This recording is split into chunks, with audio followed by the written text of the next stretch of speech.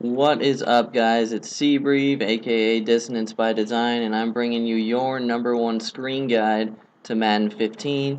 All of these screen concepts are highly advanced, and most of them were innovated by me, so enjoy and use these online to your advantage to catch your opponent off guard. The first screen concept we're going to discuss is the halfback flanker screen. This is the most basic of these advanced concepts and has been in Madden for the last couple of years. Essentially, you're going to have a wide receiver screen with a running back to that side of the formation, and you're going to streak the receiver on the screen and put the running back on a wheel route.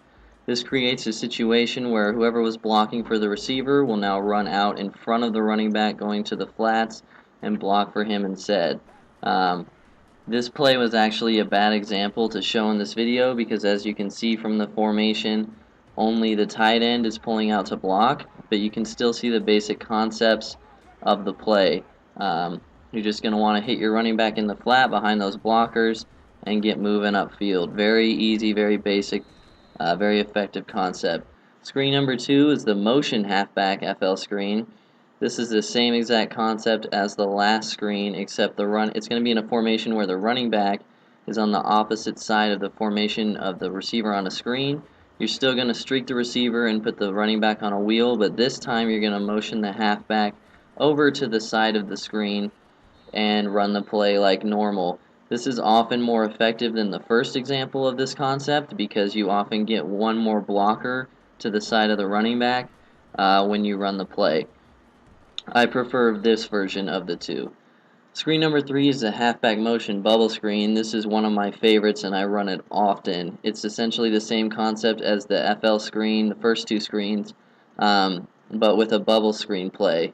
As you're going to see here, I picked gun trips tight end, so you have a bubble screen wide to the left of the formation, and whichever receiver is on the bubble, you're going to want to put a hot route him to a flat route so he runs toward the sideline in front of your running back, and then you're going to put the running back on a wheel again and then motion him to the side of the bubble screen.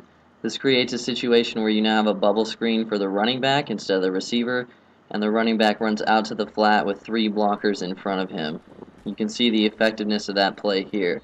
Another thing to note is that this play is also very effective against man coverage, because often with a formation that's heavy to one side like this, whoever's in man coverage on the running back is going to be trying to run from across the field to cover him. So this gives you a lot of running room with 3 blockers in front of your running back, and is a very effective screen concept in this year's Madden. Screen number 4 is the halfback motion slip screen. I would say this is the least effective of the 6 screens that I'm going to show you, but it's still worth mentioning because it is a nice wrinkle to your screen game. Essentially, whenever you pick a halfback screen, you can motion your running back to the other side of your quarterback, and he will keep the screen route that he's on. And this essentially lets you create a manual halfback cross screen where you can hit the running back running across the line instead of directly behind his blockers. Very cool concept. I picked trips tight end for this again because the motion actually makes it look exactly like the bubble screen we just ran, which is a nice little mini scheme concept. And this is very good against people who like to lurk over the middle and jump your screens because they will get crossed up with which way the running back is running behind the blockers, and they cannot sneak in behind the blockers to make a play. Screen number 5, the receiver drag halfback slip screen. This is the most effective out of the 6 by far, so if you stayed this long, then you will be rewarded. This play is so effective against zone coverage. I cannot stress it enough. Essentially, you're going to pick a halfback slip screen where there's a slot receiver to the opposite side of the screen. You're going to put that slot receiver on a drag, and you're going to block the running back who was supposed to be on the screen. And if they're in the slot like this, I like to give them a little motion snap so they get a little speed boost. And then you're going to hit the drag behind all those blockers who were pulling out for the halfback slip screen. This is a very effective concept. As you can see, I hit that drag right there, and there were just 3 blockers in front of my receiver right from the get-go, and I got an easy 20-yard gain. This will help you create big plays on offense, and this is a very effective way to catch your opponent off guard because not a lot of people are expecting you to be this creative with a screen concept. As you can see, if that was a good throw, that probably would have been a touchdown because I had 3 blockers in front of me and only 1 defender. As the last example here will show it, you just hit the drag across the middle of the field with those blockers in front of you and get an easy 20-yard gain. The final screen concept is the receiver smoke screen out of that HB slip screen.